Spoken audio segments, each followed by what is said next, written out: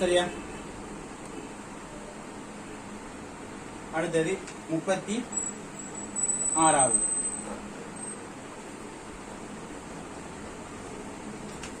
Environmental chemistry, அதாவது ozone படை அழிகிறது தொடர்பாக யாராரு ஓசோன் படை அழிதலுக்கு பங்களிப்பு செலுத்துவாங்க பார்த்தோம் சொன்னா அதுல குளோரோ புளோரோ கார்பன். அதே போல இதுக்கு பதிலீடா வந்தது ஹைட்ரோ குளோரோ புளோரோ கார்பன். இதுக்கும் பதிலா வந்ததுதான் ஹைட்ரோ புளோரோ கார்பன். சொல்லிட்டா குளோரோ புளோரோ கார்பன் ஒரு கார்பன்ல மெத்தேன் வரலாம், அல்லது 2 கார்பன் கொண்ட சேர்வை வரலாம். இதுல ஒரு கார்பன் சொன்னா மெத்தேன் 4H வரப்போகுது, இதுல 6 ஹைட்ரஜன் வரக்கூடாது. இங்கே குளோரோ புளோரோ கார்பன் சொல்றது இதுல மாற ஐதரசன்களுக்கு பதிலாக குளோரினும் புளோரினையும் ரிப்ளேஸ் பண்ணி வாரதுதான் குளோரோ புளோரோ கார்பன் சொல்லப்படும். இந்த குளோரோ புளோரோ கார்பன் என்ன செய்வாங்கன்னு சொன்னா ஓசோன் படை இவங்க ஒரு உறுதியான சேர்ப்பு. குளோரோ புளோரோ கார்பன் கார்பன் உதாரணத்துக்கு Cl Cl F F இது ஒரு உறுதியான சேர்ப்பு. இவர் சாதாரணமா சூழல்ல வெளிவிடப்பட்டீங்கன்னு சொன்னா எங்க வெளியிடப்படலாம்? CFC பயன்படுத்துற இதுல பார்த்தோம் சொன்னா பழைய குளிர்சாதன பெட்டிகள், அதே போல ஏசி, அதே போல நம்ம அந்த குளோன் அதுகள்லாம் அடிப்போம் சிவிரல் பதார்த்தமா இந்த CFC பயன்படுத்தப்பட போகுது. அதே போல இந்த ரெஜிஃபோம் மெத்த பெட் எல்லாம் வந்துகிட்டு இந்த பொங்கி ஊதி வாரத்துக்காக வேண்டி இந்த ஊதுற பொங்குற அந்த பதார்த்தமாக CFC பயன்படுத்தப்பட போகுது. இப்படியானதுகளுக்கு CFC பயன்படுத்தப்பட போகுது. இப்ப இங்கே CFC பொறுத்த வரைக்கும் அந்த அந்த கைத்தொழில் பொருட்கள்ல தொடர்ச்சியா காணப்படும் சொன்னா பிரச்சனை இல்லை. இந்த கைத்தொழில் அந்த அதாவது ஏசி பிரிட்ஜ் எல்லாம் தொடர்ச்சியா இயங்கும்னா பிரச்சனை இல்லை.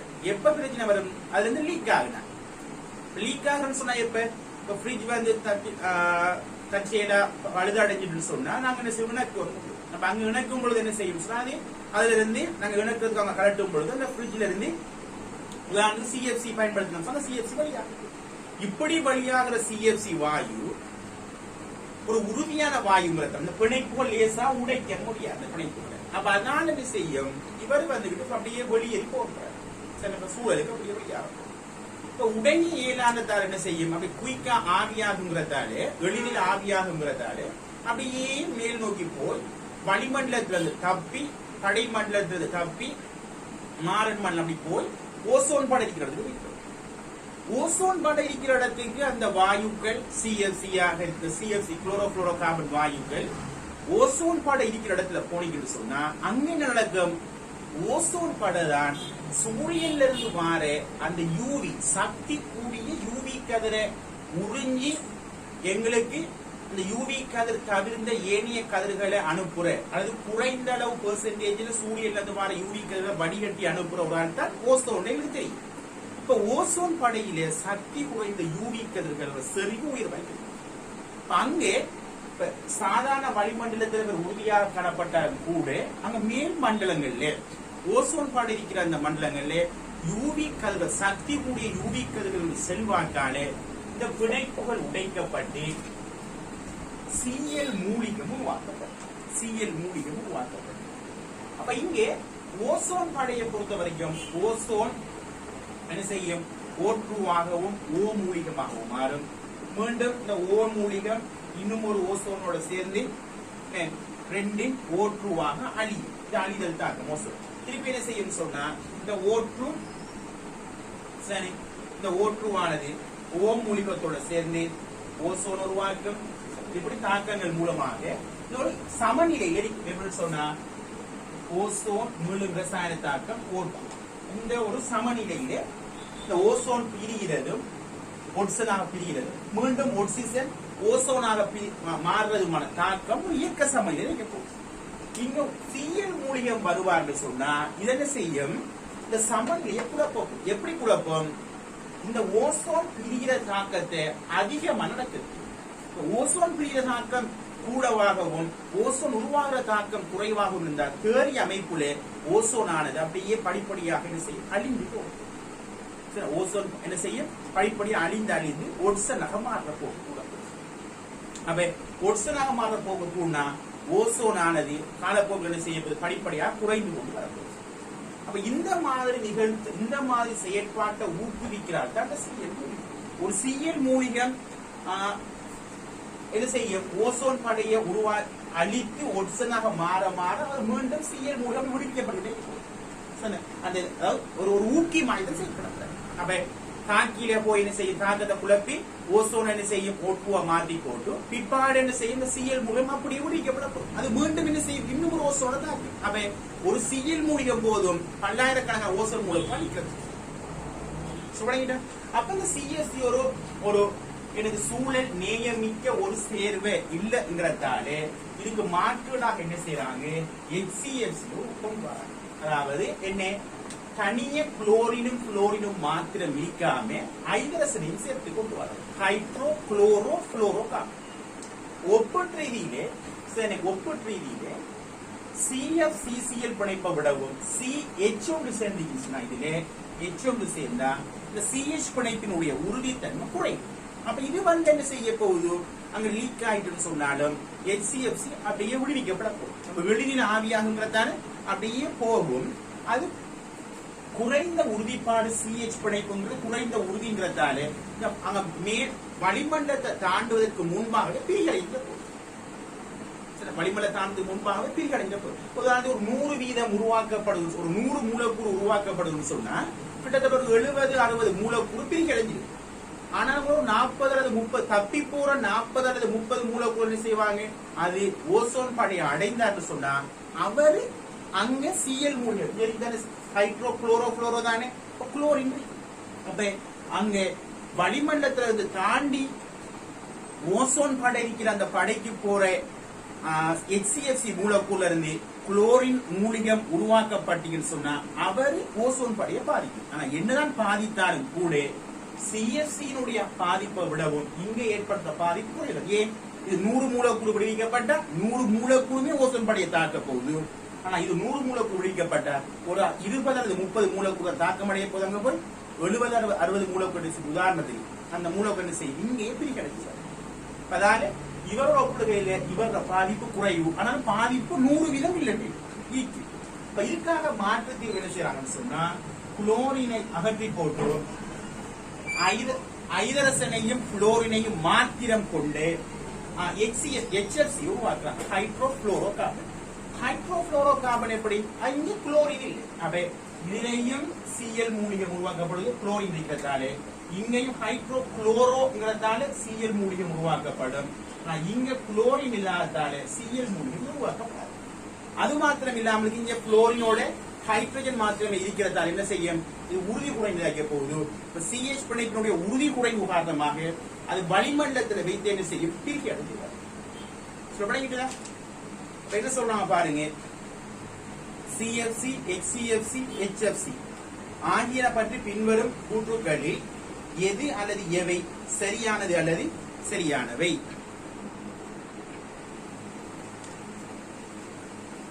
CFC, HCFC ஆகிய சேர்வை கூட்டங்கள் இரண்டும் மேல் வளிமண்டலத்தில் chlorine இன்றிய மூலிகங்கள் உருவாக்குமா?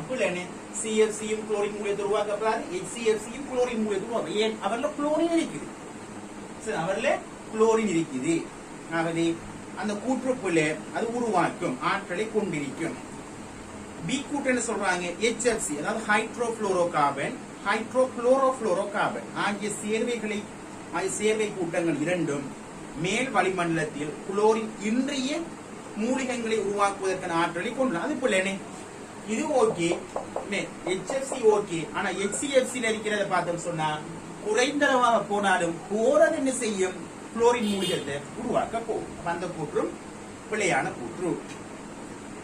Chlorofluoro carbon, ஹைட்ரோகுளோரோஃபுளோரோ carbon, ஹைட்ரோஃபுளோரோ carbon ஆகிய மூன்று சேர்வை கூட்டங்களும் வலிமையான பச்சை வெட்டு வாயுக்களாகும்.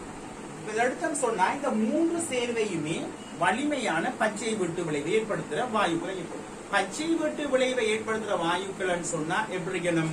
கொண்டு அந்த சக்தியை உறிஞ்சனும், அதே போல வெப்ப சக்தியை உறிஞ்சனும், அதே போல அந்த உறிஞ்சின சக்தியை உடனே கதிர்க்காம தேக்கி வைத்து படிப்படியாக கதிர்க்கணும்.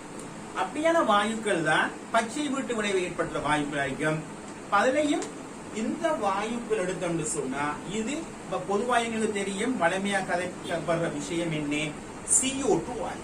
பச்சை வீட்டு விளைவை ஏற்படுத்துற வாயு எடுத்தோம் சொன்னா பிரதானமான வாயு CO2 வாயு. CO2 வாயுடைய அளவு அதிகரிக்க அதிகரிக்க இந்த புவி வெப்பமடைதல் ஊக்குவிக்கப்பட போச்சு பார்த்திருக்கோம். அதுலயும் CO2 விடவும் 1000 மடங்கு 10,000 மடங்கு அமைப்புல அந்த இதுல வந்துகிட்டு ரிசோர்ஸ் புக்ல அட்டை சந்திக்காங்க. CO2 சேர்த்து குளோபல் வார்மிங் GWP சொல்லி போட்டு ஒரு இண்டெக்ஸ் சந்திக்காங்க. CO2 சார்பா ஒப்புறாங்க. அதுல பாத்தீங்கன்னு சொன்னா 10,000 11,700 அப்படியான மடங்குல CO2 எந்த அளவுக்கு அந்த அந்த புவி வெப்பமடைதல பச்சை வீட்டு விளைவை ஏற்படுத்துறாரோ அதை விடவும் அது சார்பாக இவர் 1000 மடங்கு அமைப்புல என்ன செய்ய போகுது, இவங்கட அந்த புவி வெப்பமடைதல பச்சை வீட்டு விளைவை ஏற்படுத்துற அந்த பெர்சன்டேஜ் இங்க வரைக்க போகுது. அந்த அளவு மடங்குல இங்க போறாரு. ஆகவே 10,000 CO2 மூலக்கூறு இருக்கிறது சரிதான், இதுல ஒரு மூலக்கூறு இருக்கிறது சரிதான். அந்த அளவுக்கு இவரை அதிகமாக அந்த பச்சை வீட்டு விளைவை ஏற்பட்ட வாயுக்களை அமைய போறாங்க. அப்ப இதுக்காக தான் என்ன செய்ய போறாங்கன்னு சொன்னா HFC இருந்து HFC ஓசோன் படையை பாதுகாக்கிறது. ஓசோன் படைக்கு நேயமுள்ள ஒரு மூலக்கூறுவா இருந்தாலும் கூட புவி வெப்பமடைதல் ஊக்குவிக்கப்படுது. அப்ப இதற்காக வேண்டி இதுல இருந்து என்ன செய்யறாங்க, ஐசோபியூட்டேன் அதே போல ஒலிபீன் இப்படியான வாயு இப்படியான மூலக்கூறுகள் இப்படியான அந்த மூலக்கூறுகளை பயன்படுத்துறதுக்கு உத்தேசிச்சிருக்காங்க. அப்ப அவர் வந்து புவி வெப்பமடைதலை ஏற்படுத்த மாட்டார், பச்சை விடுதலை ஏற்படுத்துறாங்க. சரி, அதே போல அந்த கூட்டு சரி CFC, HCFC, HFC ஆகிய 3 சேர்வை வகுப்புகளும் ஓசோன் படை வரிதாக்கத்திற்கு கணிசமான அளவில் பங்களிப்பு செய்கின்றன. CFCயும் HCFCயும் பங்களிப்பு செய்து, ஆனா HFC என்ன செய்யற பங்களிப்பு செய்கிறது. அப்ப அதனால D கூட்டுக்குள்ள C மாத்திரம் தான் உண்மையானதா அமைய போகுது. சரி, C மாத்திரம் உண்மையானதா.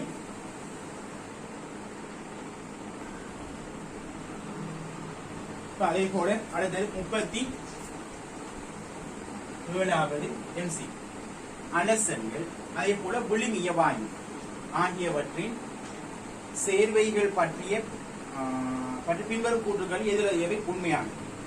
ஹைப்போக்ளோரஸ் அயன் அப்படிங்கிறது தெரியும். ஹைப்போக்ளோரஸ் சொன்னா ஹைப்போ பயன்படுத்துவாங்க, ஹைப்போ OUS அதே போல OUS அதே போல IC அதே போல பயன்படுத்துவாங்க. OCN +1 +3 +5 +7 இவங்க சொல்ற என்னது ஹைப்போ குளோரஸ். ஹைப்போக்ளோரஸ் என்ன அர்த்தம், OCl மைனஸ் ClO மைனஸ். இப்ப ClO மைனஸ் ஒரு அமிலத்தோட சேர்ந்து அமில நீக்கஸ் என்ன உருவாக போகுது, HClO உருவாகும். HClO உருவாகும். ClO மைனஸ் H+ ஓட சேர்ந்தா HClO உருவாகும். அதாவது உதாரணத்துக்கு NaClOவும் HClயும் சேர்த்தன்னு சொன்னா NaClயும் HClOவும் தான் நார்மலா வரக்கூடிய சேர்வைகளாக போதும். இருந்தாலும் நாங்க கண்டிஷனை நாங்க கூட நிபந்தனை பயன்படுத்தணும்னு சொன்னா NaClO அமிலத்தோட சேர்ந்து H2SO4 சொன்னா உதாரணத்துக்கு H2SO4 போட்டோம் சொன்னா என்ன உருவாகும், Na2 HCl Cl கேட்டாரு என்ன உருவாகும், NaCl plus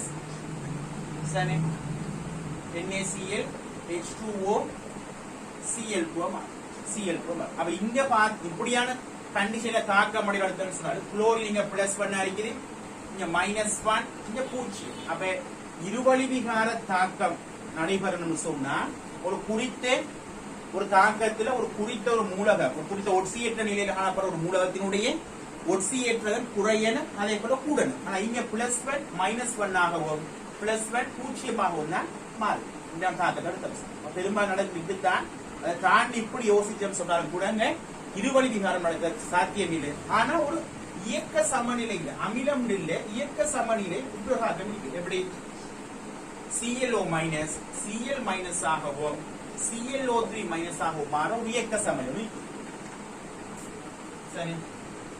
இப்படி ஒரு இயக்க சமநிலை வரும். அப்ப பெரும்பாலும் இப்படித்தான் நடக்கும். ஆனாலும் இந்த தாக்கம் இப்படியாக நடக்கிற சந்தர்ப்பங்களும் இருக்கிற இயக்க சமநிலை நம்ம அமில உலகத்துக்கு சமப்படுத்துவது. அதனாலதான் இந்த 2 விடகு போட்டிருக்காங்க. பெரும்பாலும் இப்படித்தான் தாக்கம் வரும். இயக்க சமநிலையில இப்படி ஒரு தாக்கமும் இருக்கு. ClO- என்ன செய்யும்? Cl- தாக்கப்படுறதோட ClO3- ஒட்சியிடப்படும். ஆனா அமில நீர்க்கரசல் போட்டா சாதாரணமா இடப்பெயர்ச்சி தாக்கம் தான் நடைபெறும். இதுதான் பரபரா நடைபெறும் தாக்கம். கூற்று பெரும்பாலும் பிள்ளையாட்டான் வரும். இருவழி விகாரமாக நடைபெறாது. இயக்க சமநிலையில தான் அந்த மாதிரி நடைபெற போகும்.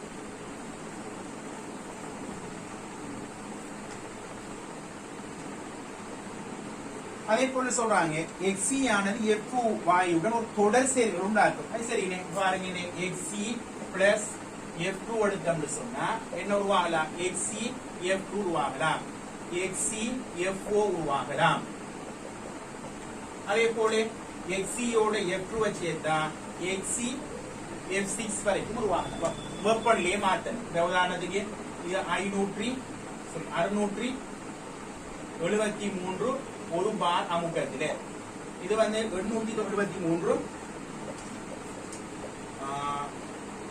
6 பார் அமுக்கத்தில, இது 573 கெல்வின் வெப்பநிலை, கெல்வின் 50 தொடக்கம் 60 பார் அமுக்கம். அப்ப கண்டிஷனை கூட கூட கூட்ட செய்யும் சொன்னா Xc ஆனது F2 உடன் உருவாக்குகின்ற சேர்வைகள்ல XCF2, XCF4, XCF6ங்கிற ஒரு சீரிஸ் இந்த விளைவை தோற்றுவிக்கலாம். அப்படின்னு சொல்லுவாங்க பாருங்க. Xc ஆனது F2 வாயுடன் ஒரு தொடர் சேர்வைகளை உண்டாக்கும். அதே வேளை XCFOவிற்கு ஒரு சதுர தள கேத்திர கணிதம் வடிவம் உண்டா. பாருங்க, XCFO எடுத்தோம் சொன்னா 8, அப்ப 4 பிணைப்பு ஜோடி ஏற்படுத்துவார்கள் சொன்னா 4 இடத்துல மிச்சம். 2 லோன் பெயாரும் 4 பொன் பெயாரும் ஆகும். 4 பொன் பெயாரும் எப்படி போகுது? 6 சோடின்னு சொன்னா 2 தனிச்சோடி நிலைக்கூட்டாக வந்தான்னு சொன்னா புளோரின் புளோரின் புளோரின் ஸ்தலச்சதுரங்கிற கூற்று சரியான கூற்றா அமையப்போம். அப்ப பி கூற்று XCF ஆனது F2 வாயுடன் ஒரு தொடர் சேர்வைகளை உண்டாக்கும். அதேவேளை XCFOவிற்கு ஒரு தலைச்சதுர கேத்திர கணிதம் உண்டு. அந்த கூற்று சரி. ஹைட்ரஜன் ஹைலைட்டுகளில் ஆனா இங்க என்னன்னு சொன்னா இந்த இப்ப தொடர் சேர்வைகளா இருக்குது, தாக்கம் அடையும் பொழுது சாதாரண நிபந்தனையில அது உருவாக்கப்படுறது. இந்த அளவுக்கு அமுக்கம் பிரயோகிக்கிறங்கிறதுங்கிறது ஒரு நிபந்தனையா தான் நினைக்கிறோம். சரி, அப்ப சாதாரணமான தாக்கங்களை பொறுத்த வரைக்கும் பார்த்தோம்னு சொன்னா இந்த தாக்கம் தான் நடைபெற போகுது. இந்த சேர்வையும் உருவாகலாம். ஆனா இந்த சேர்வை உருவாகுங்கிறது அது இந்த அளவுக்கு வன்மையான நிபந்தனை பாவித்தால் மாத்திரம்தான் உருவாக போகுது. ஹைட்ரஜன் ஹேலைட்டுகளில் HF ஆனது மூலிக்கு அதி உயர் பிணைப்பு கூட்ட பிரிய சக்தியை கொண்டுள்ளது. இன்னும் தெரியணும், பிணைப்பு பிரிய சக்தியை பொறுத்த வரைக்கும் நாங்க எடுத்தோம்னு சொன்னா பிணைப்பு பிரிகை சக்தியானது 2 அணுக்களிடையே காணப்படுகின்ற பிணைப்பு எண்ணிக்கை, அதாவது பிணைப்பு வரிசை சொல்லலாம். நாங்கள் பிணைப்பு வரிசை தான் இங்க போகும். உண்மை பிணைப்பினுடைய பிணைப்பு பிரிய சக்தியை விடவும் இரட்டை பிணைப்பு குறையும். இரட்டை பிணைப்பினுடைய பிணைப்பு கூட்டப்பிரிய சக்தியை விடவும் ஒற்றை பிணைப்பினுடைய பிணைப்பு கூட்டப்பிரிய சக்தியினுடைய அளவும் பெருமானம் குறைவாய். ஆகவே டெல்டா H D எடுத்தோம்னு சொன்னா மும்மை பிணைப்புக்கு உயர்வாகவும் டபுள் பாண்டுக்கு குறைவாகவும் சிங்கிள் பாண்டுக்கு அதை விட குறைவாகவும் இருக்க போகும். அதே போல பார்த்தோம்னு சொன்னா ஒரே பிணைப்பு வரிசையை கொண்ட அந்த அணுக்கள் நாங்க பார்க்கணும். என்னன்னு சொன்னா ஒழுக்கினுடைய வகை, ஒழுக்கின் வகை இந்த ரெண்டும் என்னத்தை மென்ஷன் பண்ணுது? பிணைப்புட நீளத்தை மென்ஷன் பண்ணுது. பிணைப்பின் நீளம், அதாவது பிணைப்புட நீளம் கூட குறைய குறைய குறைய பிணைப்பு நீளம் குறைய குறைய பார்த்தீங்கன்னு சொன்னா உதாரணத்துக்கு பாருங்களேன். ஏங்கிற இதை வச்சு யோசிப்போமே HBr, அதே போல HCl, அதே போல HF எடுத்தோம்னு சொன்னா பிணைப்பு வந்துட்டு பிணைப்பு சோடிலத்துல இங்க இருக்க போற. உண்மையா பாத்தீங்கன்னு சொன்னா பிணைப்புன்னு சொல்ற விஷயம் என்ன? பிணைப்பு சோடி இலத்திரன்களுக்கும் கருக்களுக்கும் இடையிலான கவர்ச்சி. பிணைப்பு சோடி இலத்திரன்களுக்கும் கருக்களுக்கும் இடையிலான கவர்ச்சி. பிணைப்பு சோடி இலத்திரன்களுக்கும் கருக்களுக்கும் இடையில தூரம் குறைய குறைய அந்த கவர்ச்சியினுடைய வலிமை என்ன செய்யும்? கூட இங்க இருக்கிற இவங்களுக்கு இடையில இருக்கிற அந்த வலிமையை விடவும் இங்க இருக்கிற வலிமை குறைவு. காரணம் என்ன? இதை விட இதுக்கு கவர்ச்சி கூட, இவரை விட இவருக்கு இந்த பிணைப்பு கூட கவர்ச்சியுடைய வலிமை அதிகரிக்கிறதால என்ன நடக்க போகுது? பிணைப்பு கூட்டக்கூடிய சக்தி, அதாவது வலிமையான பிணைப்பை உடைக்கிறதுக்கு கூடுதலான சக்தி கொடுக்கிறது, வலிமை குறைந்த பிணைப்பை உடைக்கிறதுக்கு குறைவான சக்தி கொடுக்கிறது. அப்ப இங்கே பிணைப்பு நீளம் அதிகரிக்க அதிகரிக்க இந்த பிணைப்பினுடைய வலிமை குறைய போகுது. பிணைப்புல வலிமை குறைந்தா பிணைப்பு சக்தி, பிணைப்பு கூட்டக்கூடிய சக்தியினுடைய அளவு குறையத்தான் போகும். அப்ப இந்த அடிப்படையில் பார்த்தோம்னு சொன்னா HF பிணைப்பு சக்தி அதிகம், HCl விடவும், HCl விட HBr, HBr விடவும் HI இன்னும் குறைவா. அதே போல பார்த்தோம்னு சொன்னா லண்டன் விசைகளின் வலிமை, லண்டன் விசைகளின் வலிமை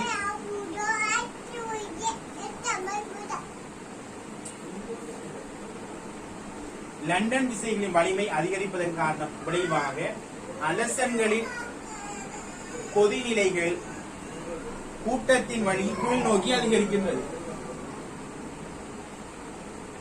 பாருங்க, F2Cl2Br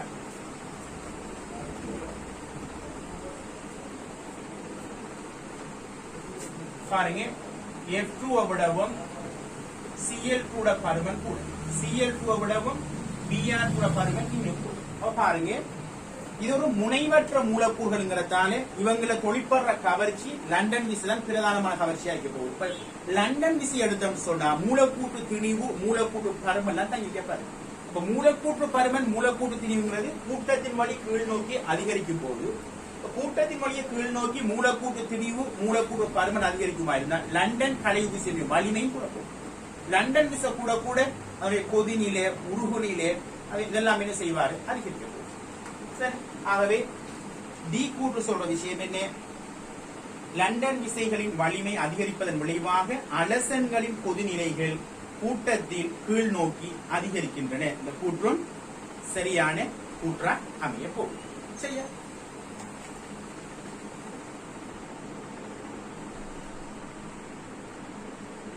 சரியா? 38வது MC டேனியல் கலம். டேனியல் கலம் சொன்னா செப்பையும் நாகத்தையும் பயன்படுத்தி அமைக்கப்படுற கலம் தான் டேனியல் கலம் அமைக்க போகுது.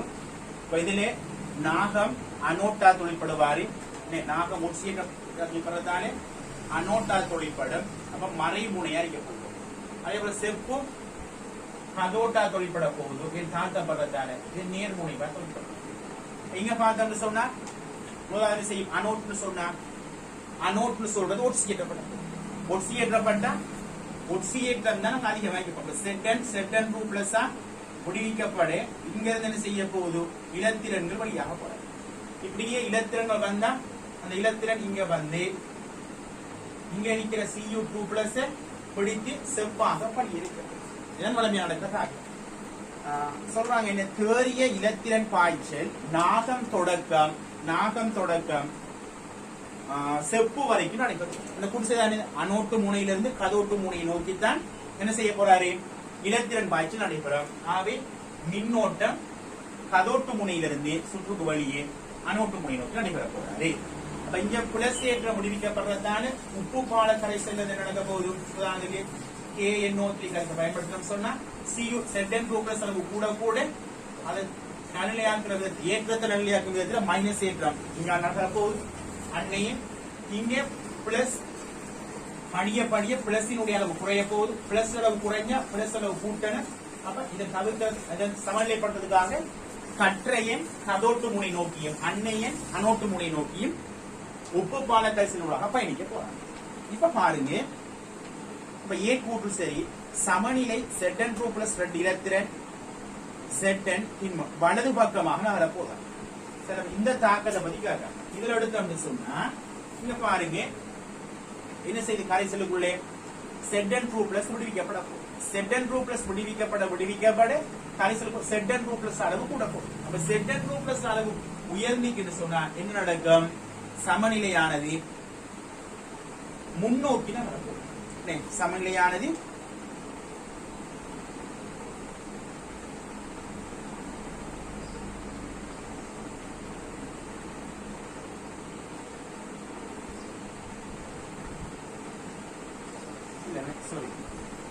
அதை பார்க்கறது இல்ல, இலத்திரனைத்தான் பார்ப்பேன்.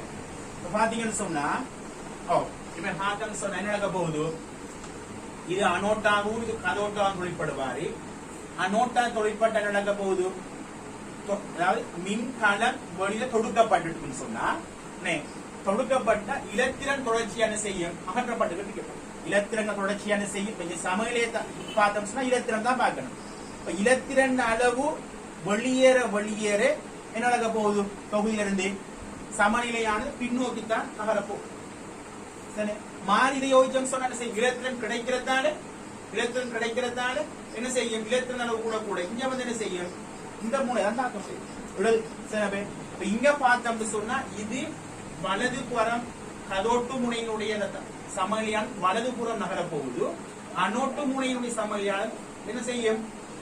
இடதுபுறமாக நகரப்போகுது. இடதுபுறமாக நகரப்போகுது. தொடர்ச்சியாக இந்த மின்கலம் தொடர்ச்சியா வந்துகிட்டே நாங்க மின்கலத்தை வந்து பயன்படுத்துறோம் சொன்னா கொடுத்தோம் சொன்னா வெளியில மின்ரக்கப்பட போறோம். அப்ப மின்ரக்கம் சொன்ன இந்த விஷயம் இலத்திரன்கிறத பரிமாற்றம். இங்க இருக்கிற இலத்திரன் அங்க வரப்போறாரு. இப்ப அனோட்டை பொறுத்த வரைக்கும் இலத்திரன் இழக்கப்பட போகுது. இழக்கப்பட என்ன செய்யும்? இழக்கப்பட இடதுபுற நகர போகுது. இந்த இலத்திரம் வந்து சேர இலத்திரல கூட போது முட்டி சித்தார்த்தம். அதாவது நாங்க இப்படி பார்க்கலாம் அல்லது இப்படி பார்க்கலாம். என்ன அனோட்டு முனண்டு சொன்னா என்ன செய்யும்? ஒட்சியேற்றல் மூணு தான் அதிகமாக்கி போகும். கதோட்டு முனண்டு சொன்னா தாழ்த்தப்படுறா.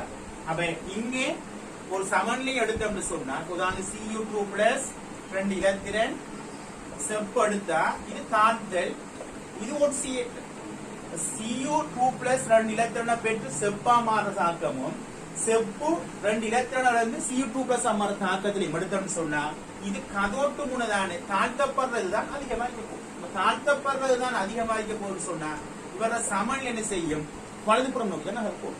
இங்கே இவர் அனோட்டுங்கிறதால ஒட்சியேற்றப்படுறதுதான் கூடைய போகுது. அப்ப தாழ்த்தப்படுற வீதத்தை விடவும் ஒட்சியேற்றப்படுற வீதம் என்ன செய்யும்? இங்கே உயர்வா நடக்கிறதால இங்க சமநிலையானது இடதுபுறமா தான் நடக்கிறது. அப்ப இதன் அடிப்படையில பார்த்தோம்னு சொன்னா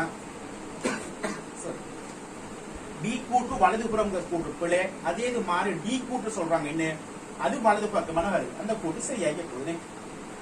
Cu2 பிளஸ் வலதுபுறம், அதாவது பொதுவா ஞாபகம் கொடுங்க, கதோட்டு முனையினுடைய தாக்கமானது வலதுபுறம் நகரும், அனோட்டு முனையினுடைய அந்த சமநிலையானது இடதுபுறம் நகர போகுது. அது ஞாபகம் கொடுங்க. ஒரு உப்பு பாலம் இருப்பதனால் திரவ சந்தி உருவாகும். ஆனா திரவ சந்தி அழுத்தம்ங்கிறது பிள்ளை. அழுத்தம்ங்கிறது இங்கேயும் இங்கேயும் தான் உருவாகும். வேறுபாடு இங்க காட்டப்பட போகுது.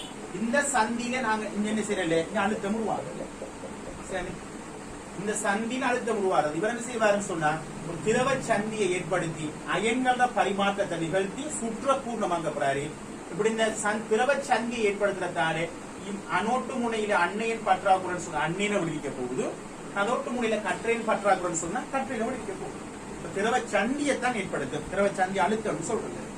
அதால சி கூற்று பிழையான கூற்று, ஏயும் டியும் சரியான கூற்றா அமைய போகுது. சரியா?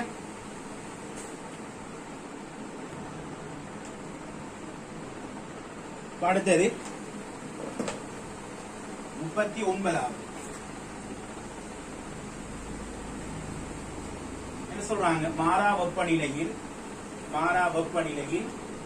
இலட்சிய வாயுக்களுக்கும் மெய்வாயுக்களுக்கும் பின்வரும் கூற்றுக்களில் எது அல்லது எவை சரியானது? இலட்சிய வாயு சமன்பாடு பிவி சமன் என்ன இலட்சியம். அப்ப பி இந்த இதுக்கு பதிலா இதுவும் இவருக்கு பதிலா இவரும் வரப்படாது. அப்ப நாங்க எப்படி எழுதலாம்? பி இலட்சியம் சமன் பி மெய் சமன் ஏ என் வர்க்கத்தின் பி வர்க்கம், பி இலட்சியம் சமன் பி மெய் மைனஸ் என் இன்டு பி எழுதலாம். அடிப்படையில் எதை பார்த்தோம் சொன்னா இலட்சிய வாயுவை அமுக்கத்தை விடவும் மெய்வாயுட அமுக்கம் குறையடிக்க போறேன். ஒரு 8 இது 2 இது 10 வரப்போம். ஆகவே பி இலட்சியம் பெரிது, பி மெய். இது எழுதணும் சொன்னா ஒரு 12, இது ஒரு 2 எழுதணும் சொன்னா இது 10 வரப்போகுது. இப்ப பி இலட்சியம் குறைவு, பி மெய் அறிக்க போகுது. அப்ப அடிப்படை பாருங்க, அதி உயர் அமுக்கங்களில். அப்ப அதி உயர் அமுக்கம் இன்னொரு விஷயம் பார்க்கறாங்க. Z எதிர் P வரைப்புல இது ஒன்று சொன்னா இந்த கிராஃப் இந்த மாதிரி வரும். அப்ப எங்களுக்கு தெரியும் Z இனுடைய பெருமானம் ஒன்றா இருந்தா தான் இலட்சிய வாயு. செற்ற பெருமானம் ஒன்றுல குறைவாகவோ ஒன்றை விட உயர்வாகவோ அமையும் சொன்னா அது இலட்சிய தன்மை. அப்ப எப்ப எல்லா வாயுக்களும் சென்ற பெருமானம் ஒன்றெழுக போன்னு சொன்னா அமுக்கம் பூச்சியமாகும். அப்ப அமுக்கம் குறைவடைய அல்லது கனவளவு அதிகரிக்க செட்டினுடைய பெருமானம் ஒன்றை நோக்கி அணுக ஒன்றை அணுகினார்னு சொன்னா அது எந்த நிபந்தனையா இருந்தாலும் சரிதான், செட் 7 ஒன்று வந்தா அது இலட்சியத்தன்மையா. அப்ப அமுக்கம் அதிகரிக்க அது இலட்சிய நடத்தையிலிருந்து என்ன செய்ய போறாரு, விலகி போகும். ஆகவே சொல்லலாம் பாருங்க, அதி உயர் அமுக்கங்கள்ல மெய்வாயு. அப்ப அதி உயர் அமுக்கத்துல மெய்வாயு இலட்சிய நடத்தையிலிருந்து நல்லா விலகி இருப்பார். அப்ப மெய்வாயு இலட்சியமற்ற தன்மையாகி போகும். அந்த வாயுட கனவளவும் இலட்சிய வாயுவின் கனவளவிலும் உயர்ந்ததுன்னு சொன்னாங்க. சில ஒரு மெய்வாயுட கனவளவடுத்தம் சொன்னா அது இலட்சிய வாயுடைய கனவளவை விடவும் உயர்வாய். அப்ப ஏ கூட்டு சரி. உயர் அமுக்கங்களில் மெய்வாயுக்கள் இலட்சிய வாயுக்களாக நடந்து கொள்வதற்கு நாடுகள் பிள்ளைனே. அமுக்கம் உயர் அமுக்கம் சொன்னா அமுக்கம் அதிகரிக்க என்ன செய்யும், இலட்சிய நடத்தையிலிருந்து விலகி போகும். இது நேர் விலகு. இது என்னது நேர் விலகல் சொன்னா ஒட்டுமொத்த தள்ளு தொழிற்படும். இது எதிர்விலகலா ஒட்டுமொத்த கவர்ச்சி தொழிற்படும். பின்னணி செய்ய போகுது நேர் விலகலா மாறி போகக்கூடாது. அமுக்கம் கூட எப்படியான வாயுகளா இருந்தாலும் சரிதான், அங்க ஒட்டுமொத்த தள்ளு தொழிற்பட போகுது. ஒட்டுமொத்தமா தள்ளு தொழிற்பட்டா அது இலட்சிய நடத்தையிலிருந்து விலகித்தான் செல்லும். ஆகவே பி கூற்று இலட்சிய வாயுக்களா நடந்து கொள்வதற்கு நாடுங்கிறது கூற்று பிழையான கூற்றாம். அதி உயர் அமுக்கங்களில் ஒரு மெய்வாயுவின் கனவளவு ஒரு இலட்சிய வாயுவின் கனவளவிலும் குறைந்து அது மாதிரி சொல்றாங்க. ஏ கூற்று சரிந்தா சி கூற்று பிழை. ஒரு மெய்வாயுவின் கனவளவு இலட்சிய வாயுவின் கனவளவிலும் குறைவான கூற்று பிழை. டி கூற்று என்ன சொல்றாங்க, தான் அமுக்கங்களில் மெய்வாயுக்கள் இலட்சிய வாயுக்களாக நடந்து கொள்வதற்கு நாடுகின்றன. சில அமுக்கம் குறைய செய்யும். செற்ற பெருமானம் கிராஃப்ல ஒன்றை நோக்கி அணுக போகும். அப்ப செற்ற பெருமானம் ஒன்றை நோக்கி அணுகுவார்னு சொன்னா அது இலட்சிய தன்மையை நாடு. ஆகவே அமுக்கம் பூச்சியமா இருந்தீங்கன்னு சொன்னா அது எந்த ஒரு வாயுவா இருந்தாலும் சரிதான், அது நிச்சயமா இலட்சிய வாயுவா தான் இருக்குது. அப்ப ஏ கூற்றும் சரி, டி கூற்றும் சரி. நம்முடைய 4வது விடையா அமையும்.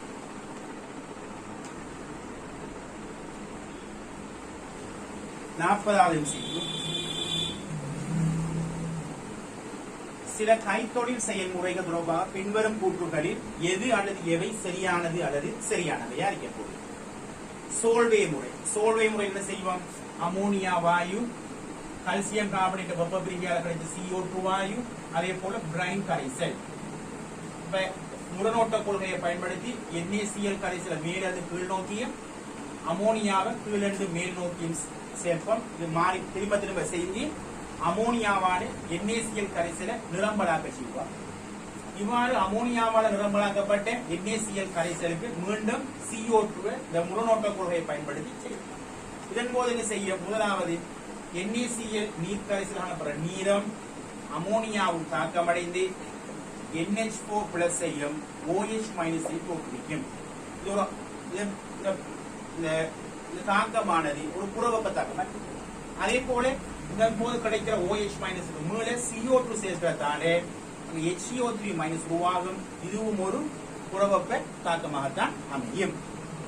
பாருங்க, இந்த தொகுதியானது என்ன செய்வாங்கன்னு சொன்னா, இந்த தொகுதிக்கு வெளியிலே குளிர்நீரை செலுத்தி தொடர்ச்சியாக இந்த கூலான கண்டிஷனுக்கு மாற்றும். இந்த தாக்கங்களின் போது இந்த தாக்கங்கள் மீளும் ரசாயன தாக்கம், முத்திசை தாக்கம், புறவெப்பம் என அமையத்தாலே என்ன நடக்கும், தொடர்ச்சியாக சக்தி கிடைச்சிக்கிட்டே இருக்கும். தொடர்ச்சியாக சக்தி கிடைச்சிக்கிட்டே இருந்தான்னு சொன்னா தொகுதியுடைய வெப்பநிலை கூட தொகுதியில வெப்பநிலை கூட என்ன செய்யும், மீளும் ரசாயன தாக்கம் அகவெப்ப திசை நோக்கி நகரும். ஆகவே தொகுதியினுடைய வெப்பநிலை புறவெப்பம் நடைபெறத்தான சக்தி கிடைக்க வெப்பநிலை கூட போகுது. வெப்பநிலை கூடினார்னு சொன்னா பித்திசை தாக்கம் ஆதரிக்கப்படும். பித்திசை தாக்கம் ஆதரிக்கப்பட்டா எதிர்பார்த்த விளைச்சல் கிடைக்கப்படும். இப்ப அதனால பகுதி நாங்கள் செய்வோம், குளிர்விச்சு கொண்டு அவ குளிர்விக்கின்ற என்ன அர்த்தம், சக்தி கிடைக்குது முழுமையில சேர்ந்தாக்குமா இருக்காரு. அதை நாங்கள் முட்டிசை தரத்தை ஆதரிக்கிறோம் சொன்னா தொகுதி வெப்பநிலை குறைக்கிறோம். அப்ப அதனாலதான் நாங்க தண்ணி தொடர்ச்சியா நாங்கள் செய்யறோம் இதை குளிர்விச்சு அப்படின்னு சொன்னா என்ன அர்த்தம், இது முட்டிசை தாக்கம் புறவெப்பமாத்தான் அமையும். சோல்வே முறையின் மூலம் நடைபெறும் சோடியம் கார்பனேட் உற்பத்தியுடன் தொடர்பட்ட முதல் இரு படிகளும் அகவெப்ப படிவு என்று சொல்ற கூற்று பிழையான கூற்று, புறவெப்ப படிவாய். அடுத்தது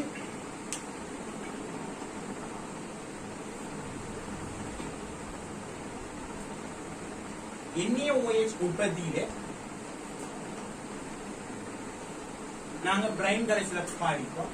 அங்க பயன்படுத்துற பிரைன் கரைசலை நாங்க என்ன செய்வோம், ஆரம்பத்தில் இந்த பிரைன் கரைசல்ல காணப்படுகின்ற SO4 அதே போல கால்சியம் 2+, மக்னீசியம் 2+, இவங்க இந்த கற்றை எண்கள் இங்க காணப்படுவாரா இருந்தா, இந்த கற்றை எண் இந்த அண்டை எண்கள் காணப்படுமா இருந்தா இது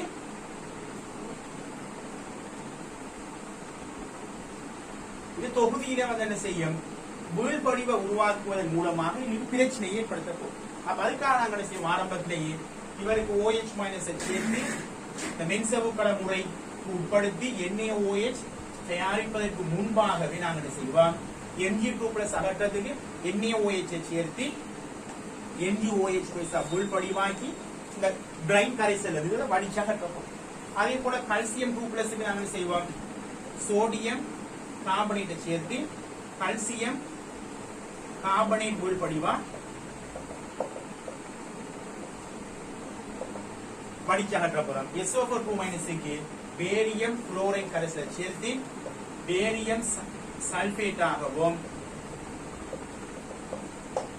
இதெல்லாம் இந்த மாதிரி செய்த அன்னையன்கள் இந்த கற்றையங்கள் காணப்படுமா இருந்தா இவங்க இந்த கற்றையங்கள் அன்னையங்களை முதலாவது செய்யணும் இந்த மென்சவுக்கல முறை உட்படுத்துவதற்கு முன்பாகவே இந்த மாதிரி செய்திகளை சேர்த்து இவங்களை முழுமையாக வடிச்சு வீழ்படிவாக்கி வடிச்சு அகற்றணும். இப்படி இவங்க இப்படி தொடர்ச்சி அழிப்பாங்கன்னு சொன்னா அவன் சொல்ற மாதிரிக்கு வீழ்படிகள் உருவாக போகுது. வீழ்படி உருவாகிறதாலே மென்சவினுடைய அந்த கற்றையின் பரிமாண பரப்பு என்ன செய்யும், பிரச்சனைக்கு உட்படுத்தி அந்த NaOH உற்பத்திக்கு தடையாமையும். இந்த கூட்டு செல் என்ன சொல்றாங்க, பிரைன் கரைசலில் பிரைனில் Mg2+, கால்சியம் 2+, SO4 இருத்தலானது மென்சவுக்கல முறையை பயன்படுத்தி நடைபெறும் NaOH உற்பத்திக்கு தடையாக இருக்கின்றது. அதாவது நாங்கள் இதனை செய்யப்படும் ஏற்கனவே இந்த அயன்களுக்கு இந்த சேர்வைகளை சேர்த்து இந்த வீழ்படிவுகளாக மாற்றி அதில் நாங்கள் அகற்றப்படும். அது மாத்திரம் இல்லாமலுக்கு பாருங்க இங்க பேரியம் 2+ தான் சல்பேட் பேரியம் சல்பேட்டா மாறுறதுக்கு தேவை. ஆனா Cl- கூட சேர்க்கும் வேற அண்ணினா சேர்க்காம ஏன்னு சொன்னா இங்க போடுற NaCl கரைசல்ங்கிறதால இங்க போடுற அண்ணினா இருந்தா Na+ சார்பான அண்ணினா போடணும். இங்க போற கற்றையா இருந்தா இந்த Cl- சார்பான சேர்வையா போட்டா சரி. அதையும் கொண்டு பார்த்துக்கொள்ளும். இப்ப பி கூட்டு சரி ஒஸ்கோல் முறையில் நடைபெறும் நைட்ரிக் அமில உற்பத்தியில் இடம்பெறும் முதலாவது படியானது ஊக்கி முறை, அதாவது பிளாட்டினத்தை ரோகியத்தையும் கொண்டு ஒரு ஊக்கி முன்னிலையிலே நாங்கள் என்ன செய்வோம், அமோனியா பேபர் முறையில தயாரிக்கப்பட்ட வழி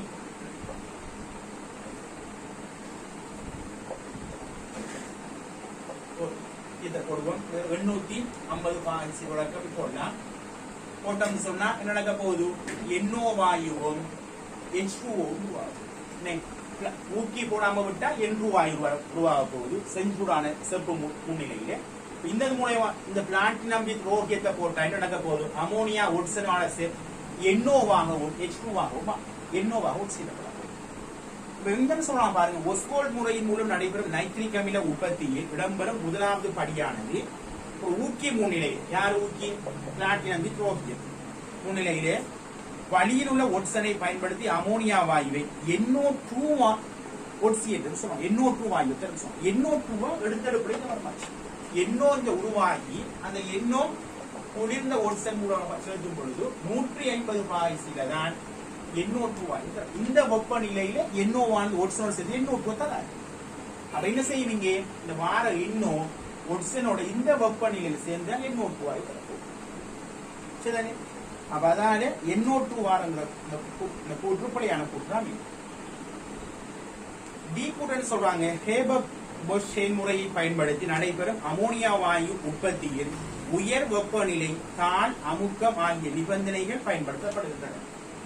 இன்னும் அடுத்து சொன்னா N2H2 மேலும் ரசாயன தாக்கம் அமோனியா கேஸ்.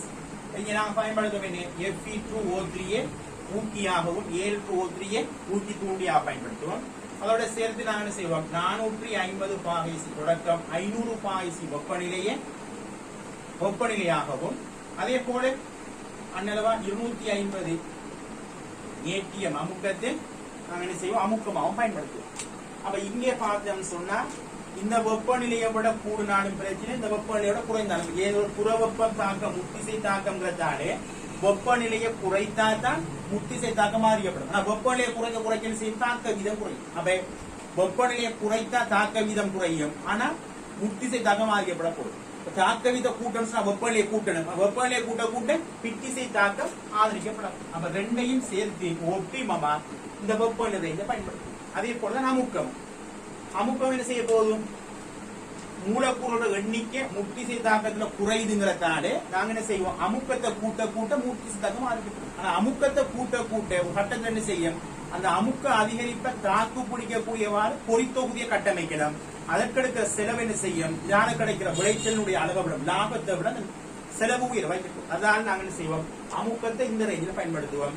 பொதுவா வெப்பநிலை இந்த ரேஞ்ச், அமுக்கம் இந்த ரேஞ்சில பயன்படுத்துவோம். அப்ப என்ன சொல்றாங்க, என்ன உயர்ந்த வெப்பநிலையை பயன்படுத்துறது ஓகே, ஆனா குறைவான அமுக்கம்ங்கிறது படு. அமுக்கத்தை என்ன செய்யணும், இந்த 250 ATM அமுக்கம் தாழ் அமுக்கம் இல்லை, உயர்ந்த அமுக்கம் தான். அதனால அந்த கூற்று பிழையான கூற்றா அமைய போகுது. பி கூற்று மட்டும்தான் சரியா வரலாம். சரி, தொடர்ச்சியா நாங்க அடுத்தது பார்ப்போம்.